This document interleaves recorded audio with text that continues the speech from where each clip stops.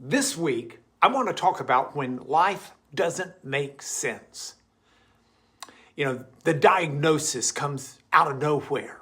The job you deserved goes to someone else. The relationship you invested in falls apart.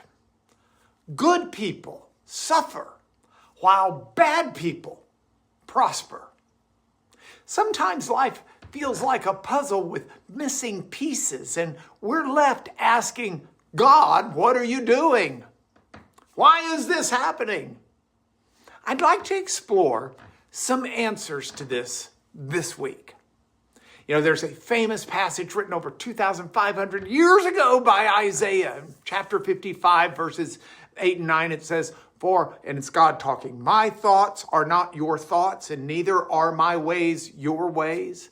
As the heavens are higher than the earth, so are my ways higher than your ways, and my thoughts higher than your thoughts. Thinking about a woman who lost her dream job. The same week, her father was diagnosed with cancer.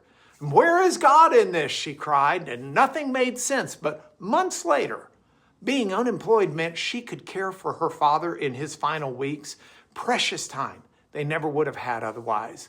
What felt like cruel timing became a sacred gift. We see life through a keyhole, but God sees the whole room. We see the tangled back of the tapestry, but he sees the beautiful front. We experience one chapter. He knows the entire story. So when life doesn't make sense, it's not because God has lost control or stopped caring. It's because his infinite perspective is infinitely larger than ours. So today, if you're drowning in questions without answers, remember, you don't have to understand God's plan to trust his heart.